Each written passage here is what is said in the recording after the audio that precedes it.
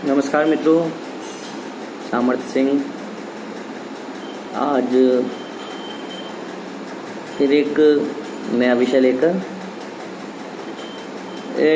विषय है, अभी एक मूवी रिलीज़ हुई है आश्रम, तो उसे देख रहा था, थोड़ा सा देखा, फर्स्ट पार्ट देखा, तो बहुत सारी चीज़ें आती हैं समझ में। विश्लेषण करने की आवश्यकता है सभी को, आप सभी को विश्लेषण करना बहुत ज़रूरी है कि जिस तरह से देश को बांटने की कोशिश हो रही है, धर्म को बांटने की कोशिश हो रही है दो वर्गों में, एक उच्च वर्ग और एक निम्न वर्ग।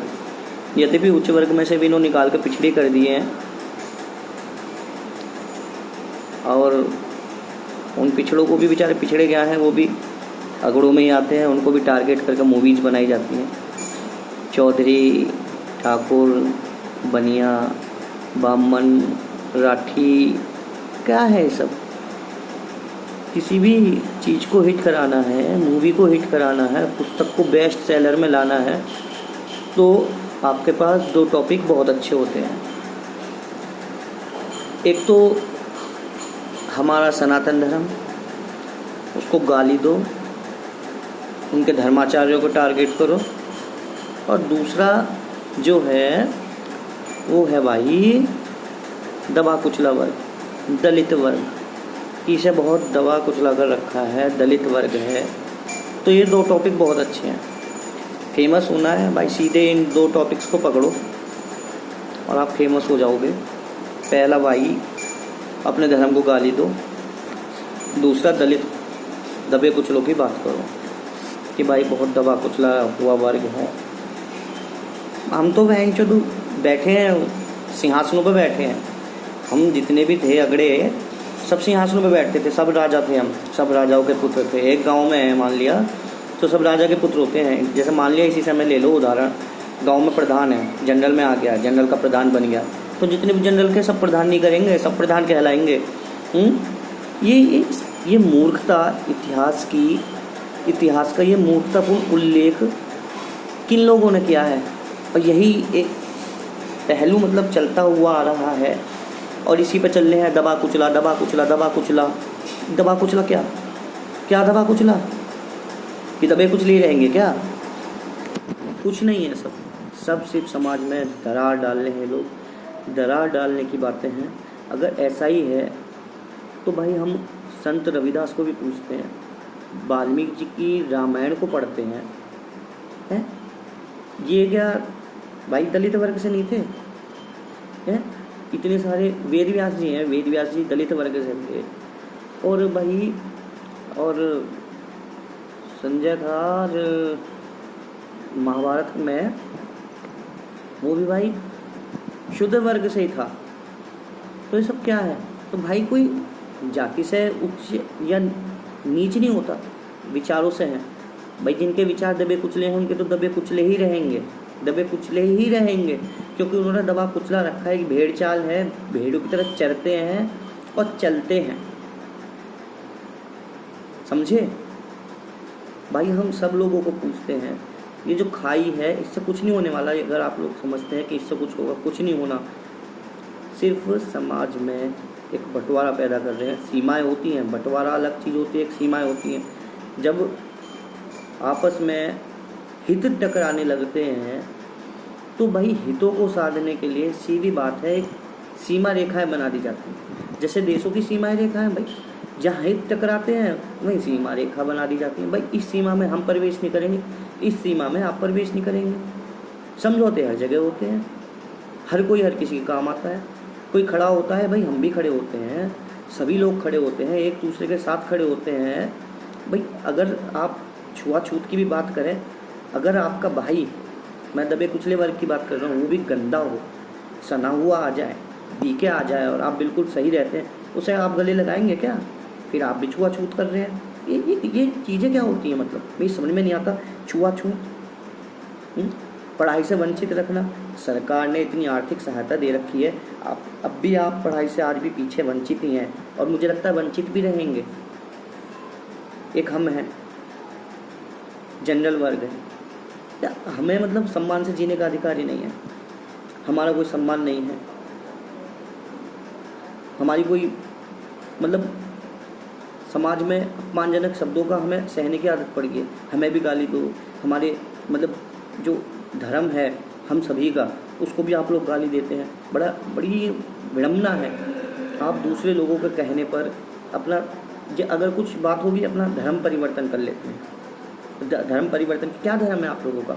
फिर कहते हैं दबे कुचले। आपका धर्म क्या है? आप बौद्ध हैं, नव बौद्ध हैं, ईसाई हैं, मतलब धर्म क्या है? कभी सरदार बन जाते हैं, कभी कुछ बन जाते हैं, धर्म ही बदलते फिरते हैं। धर्म के ही नहीं हो, करोगे क्या आप लोग? धर्म को भी सोचो भाई। एक सामाजिक ताना बाना बुना हुआ है, सामाजिक विषय के लोग बाग जानते हैं, जिन्हें जो मूर्ख है उन्हें तो कुछ पता है ही नहीं। एक सामाजिक ताना बाना होता है, एक सामाजिक प्रणाली है, हमें उसी के अंतर्गत चलना पड़ता है। क्यों तोड़ते हो? है भाई, एक उदाहरण के तौर पर समझाता हूँ कि भाई मैं हूँ, भाई मेरी एक अपनी आस्था है, मैं भाई कृष्ण भगवान को मानता हूँ, मैं राम को मानता हूँ, मैं शिव को मानता हूँ, मैं दयानंद जी को मानता हूँ, और मैं अपने भाई से कहूँ कि भाई तू इस काम को कर, या मैं उस पर ज़बरदस्ती करने लगूँ, ऐसा गलत है।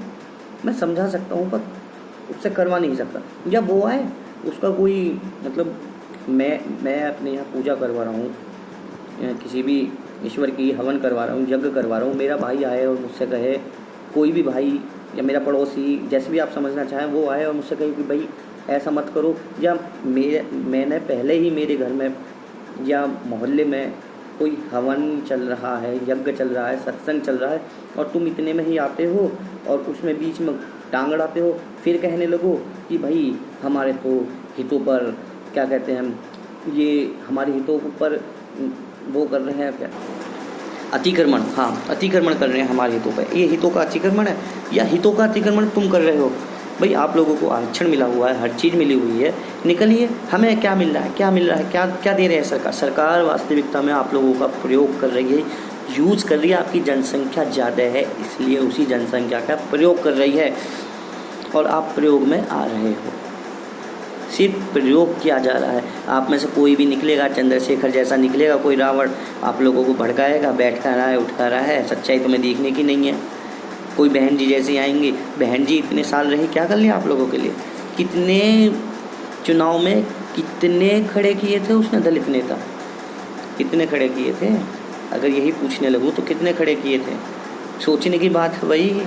तुम लोगों का तो यूज होता है, समझे? तो आप लोग यूज होते हैं।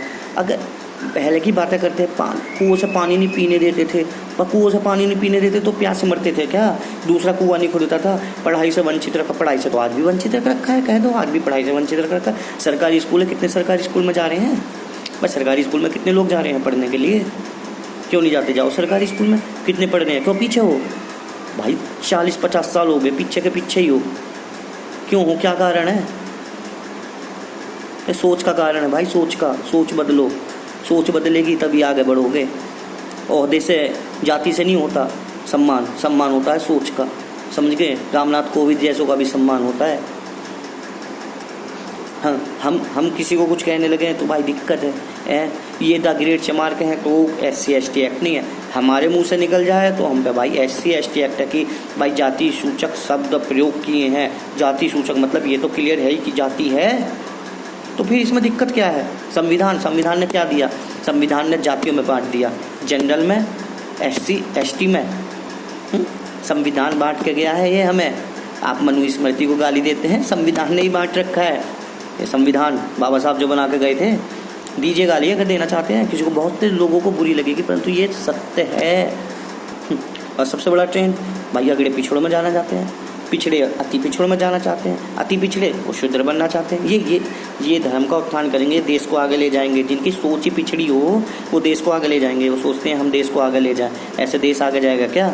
ये साला हो क्या रहा है देश में? चल क्या रहा है देश में? लोगों की बुद्धि चढ़ने चलेगी क्या? साला अंग्रेज चले गए, आज भी मानसिक गुलाम है, बुद्धिहीन है आज भी लोग बाग, बुद्धिहीन। बस जाति जाति जाति ये सब चीज़ें गाते रहते हैं। उच्च जाति निम्न जाति, ये जाति, वो जाति, मूवी बना दी, आश्रम जैसी मूवी बना दी, उच्च जातियों को गाली दो। भाई उच्च जाति वालों को तो सारा जीने का अधिकार ही नहीं है, मार दो, गला घोट दो, उच्च जाति ख़त्म कर दो, सबको एक ही जाति में ला दो, किस्सा ख़त्म करो ना।